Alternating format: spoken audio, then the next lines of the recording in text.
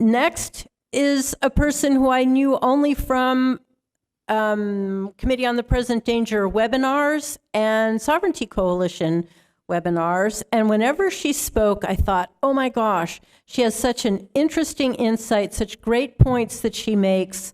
And she comes at things from a different side, and she talks about elements of this whole tapestry of what we're dealing with in an innovative and different and important way. So I was delighted to be able to invite her, and even more delighted that she accepted our invitation. Please welcome Connie Elliot. Thank you for the warm welcome. And Brian, thank you for setting up my talk so beautifully. The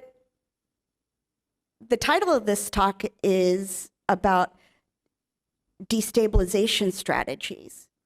But we live in a moment in time with the release of generative machine learning systems, what the press is calling AI and what my programmer friends call artificial stupids, that there's such an explosive growth and shifting in what we understand about information and psychological warfare. Everybody is trying to crib off of everybody else's playbooks. So there aren't really distinct playbooks like we used to see when there was the Marxist-Leninist revolution and the Maoist or Eastern-style revolutions, or there was political warfare and information operations. Everybody is trying to figure out how it is they can influence us, make us change our minds, guide us down particular decision-making paths. And one of the reasons they can do that is that functionally, the result they want, the result they need to achieve in us is the same. Our minds have become the battlefield of the 21st century. And so what I'm going to do instead is start you off with the evolution of some of these ideas and how we got here. I'll get around to what the Chinese are doing, and hopefully by doing that, you can see that the principles are the same, that many of the ideas are not new, and hopefully it'll all make sense in the end. So how did we get here? After World War II, I contend that all the great powers of Europe took a look at the absolute ruin that their countries were left in, not just their economies, but their societies. They had to have the United States, the upstarts they looked down upon. They had to have us come and bleed for them in order to liberate them. And they needed our economy in the end in order to restart them all, even the Soviets. And so the conclusion, I think, became that going to war every 20 years since the fall of Rome over Alsace-Lorraine and its coal and its bauxite really wasn't that productive. They didn't need the stuff. They needed the ability to make things with the stuff. They needed the economy. And in order to have the economy, they had to have us. Because who's going to make for our oligarchs all the goods and services that keep them in power if we don't want to? So they had to convince us that we're in a system which is legitimate and that slowly transferred away the power from us to them. And they do this through a set of messaging.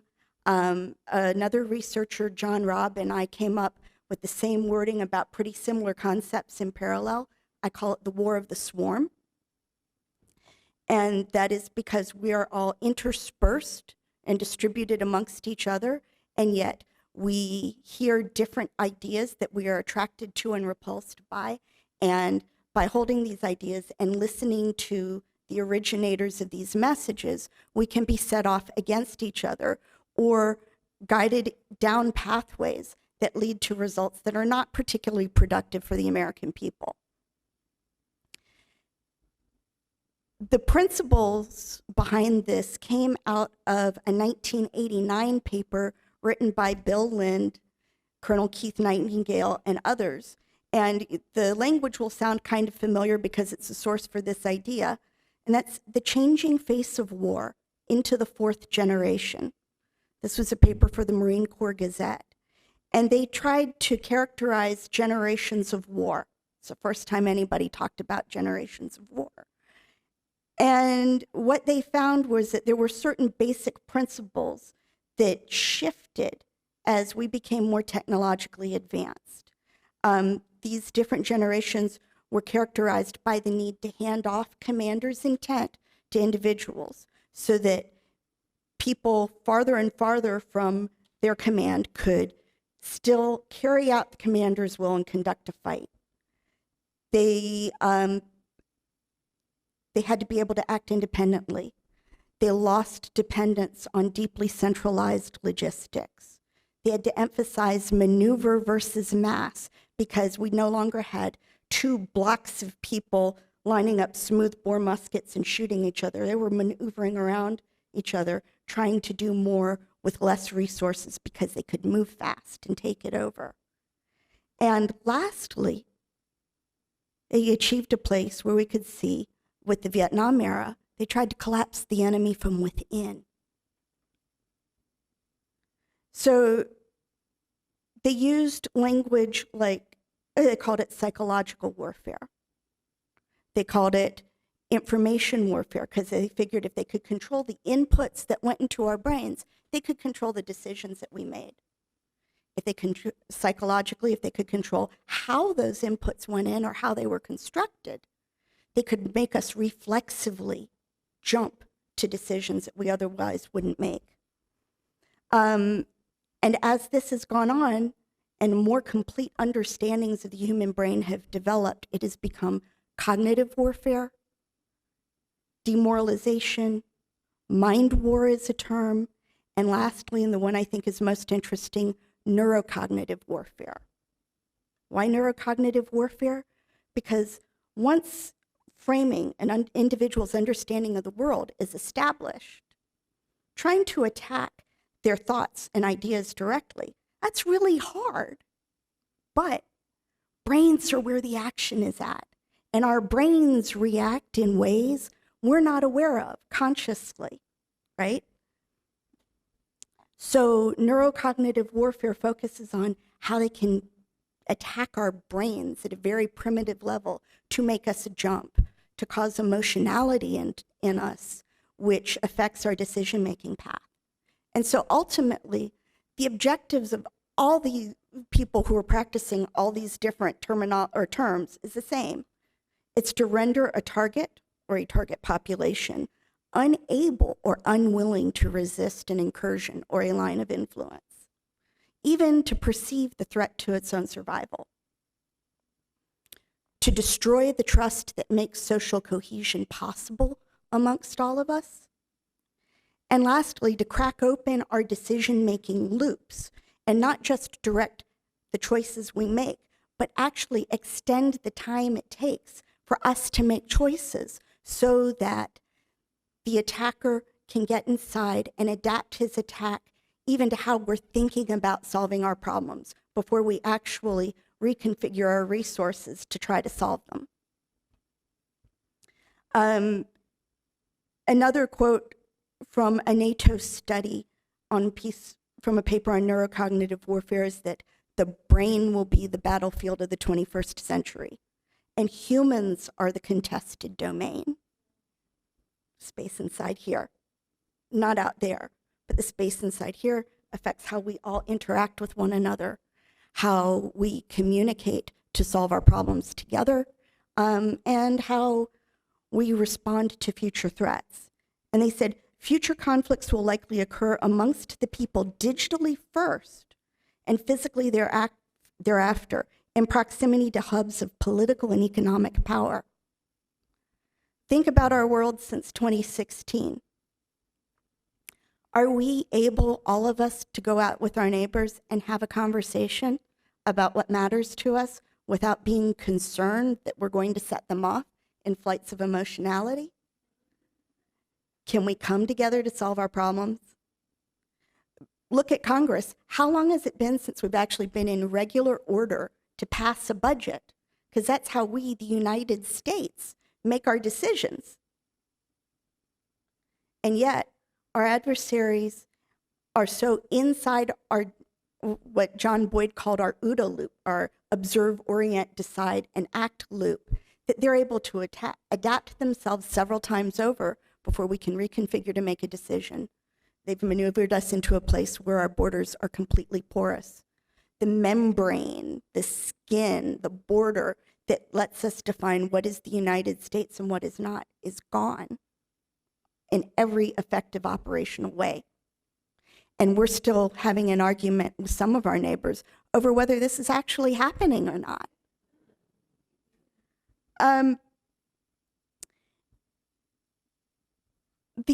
How do they do this? I'm going to give you the definition of a word. It leads to some very, very contentious thoughts, but it begins with terror. And terror is paralyzing fear or dread or anxiety.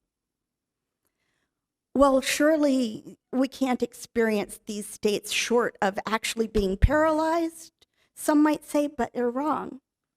In 2018, a gentleman named Zach Voorhees carried 947 pages out of Google about how they developed their censorship regime. And in that trove was an experiment. He said, well, we want to figure out how we can make people buy because advertising is how we make our money. Well, I wonder what happens if we advertise to them while they're being threatened. I said, well, we can't ethically cause people to be threatened. We can't do that. So they said, what is a place where people feel crowded? Because when we feel crowded, the adrenaline starts up and that threat psychology fires up. He said, when people are commuting during rush hour on the subway, they're crowded and they start to feel threat. So that from there they said, what happens if we use neurolinguistic programming principles and we design different ads in different formats with slightly different wording, and we serve up what they call A/B testing to all these people whose cell phone IMSI identifiers show as coming to the network through cell phone towers that are placed in subways. Did you notice Metro and DC and other subways had cell phone service provided to them, and you'd see courtesy of Google and others. Well, the people using them had an experiment, a psychological experiment run on them.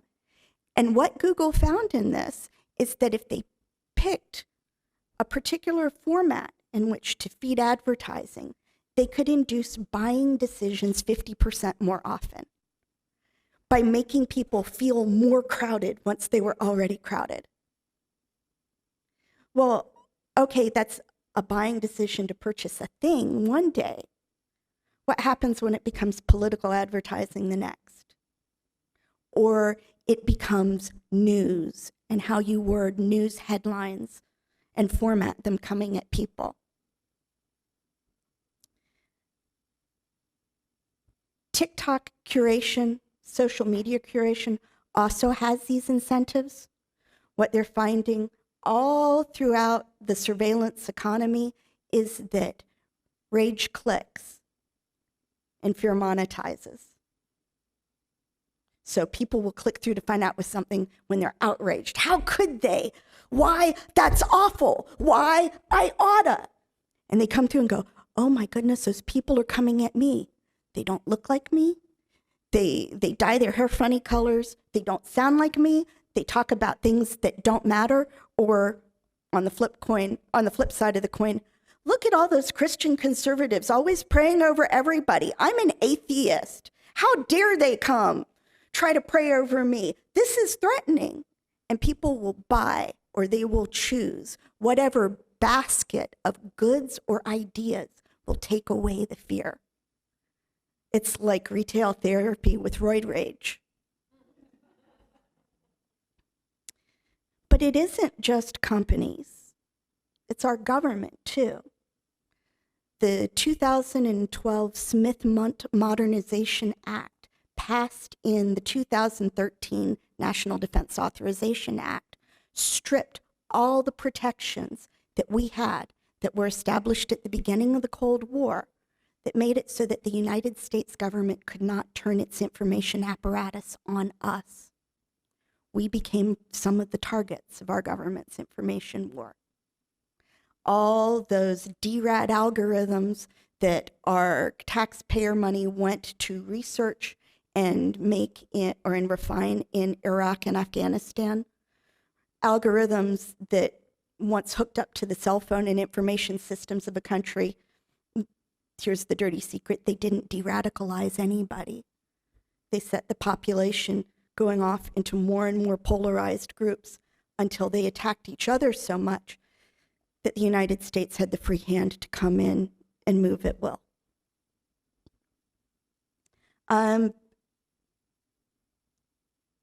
Remember Sam talking about cognitive infrastructure during the panel this morning? Smith-Mundt modernization means that that misinformation panels that Karen talked about, right? That's the new name for what Orwell called wrongthink. So we have now established the mechanism by which the United States government will edit wrongthink out of American society and everybody we talk to. And this is the beginnings of what the Silicon Valley money has called a post-dissent world, a world in which our individual dissent can be identified and our ability to propagate messages through the system and to find people of like mind will be gradually shut down and tuned out until we believe, if our primary interaction with the world is through our devices, we'll believe that we're isolated.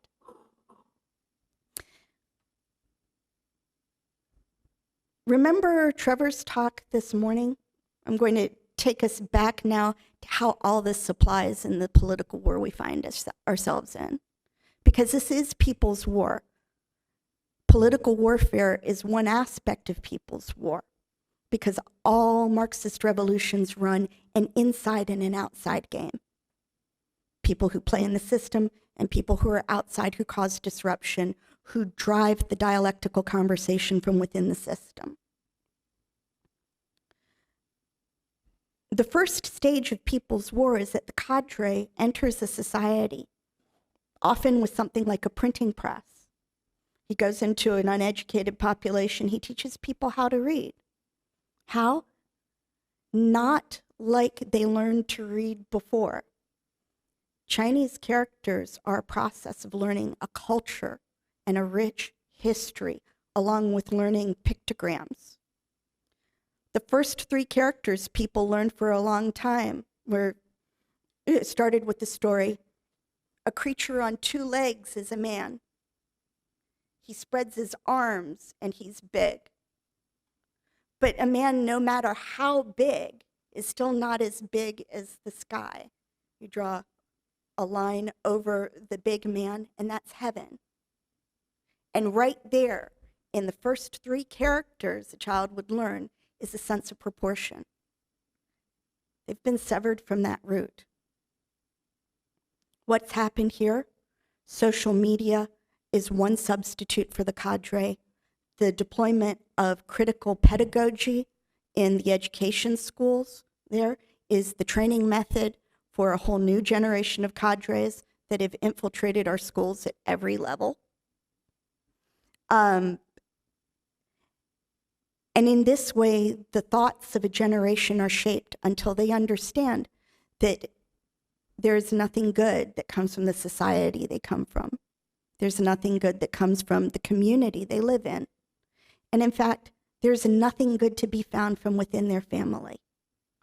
And ultimately, there's nothing to be found good within themselves. They have to surrender their moral decision-making capacity to the party, because the party can allow no competition over who decides what North is.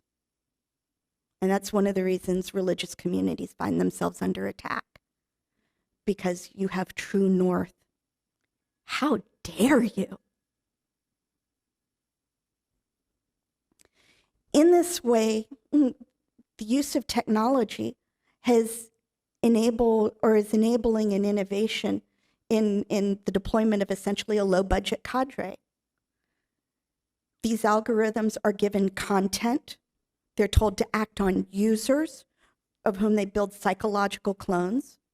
These are neural nets. Neural nets are very good at finding very small differences, and they optimize for how much time you spend in front of a screen, so how addicted you are. That's your dopamine psychology. They need to get you to click through and to buy stuff to keep creators incentivized. That's your threat or your adrenaline psychology. And over time, the curation algorithm shows you things that you're interested in, but are a bit more in the direction that the makers of the curation algorithm want you to go in. I mean, TikTok in China, they show great patriotic stories. TikTok in America, you get more iterations of Baby Shark than you can handle until your ears bleed. Ask me how I know. And yet, while all these people are being divided into these interest groups, each of which carries on their own dialectical conversation, the one thing the leaders of the narrative, the shapers of the narrative, all agree is that all of their problems exist because of one problem. They say because capitalism, because of patriarchy, but ultimately it's because we exist as individuals and we do not wish to succumb to yield our free will to the dictates of the party. And that is ultimately what must be negated.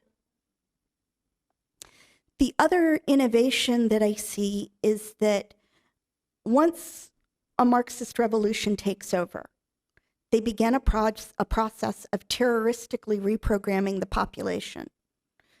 Say, good morning, sir, instead of good morning, comrade, and off to Siberia with you, right? That's really expensive. It guts your labor force. It's bad publicity. But we can be made to feel afraid through our devices, through the information that's fed to us on our devices, the news headlines, the wording of the arguments. We can be made to believe that we have nothing in common with our neighbors. A Canadian author, Cory Doctorow, talked about this, I want to say 15 years ago. I watched the talk and I didn't document it at the time. We're all being divided into different information clades. Bodies of information that look kind of sort of similar, but really only touch in a few points, so that our understanding of reality compared to people in other clades is very minimal. We don't have a lot in common because different facts are being made salient to us. Different things are being pushed over and over and over again until we have a different understanding of what's important. So how do we get through this? I mean, it's awful, and it's a strategy that's designed to atomize us, to destroy the capacity for group action. There was an Indian philosopher who several hundred years ago codified what came to be called the Yoga Sutras.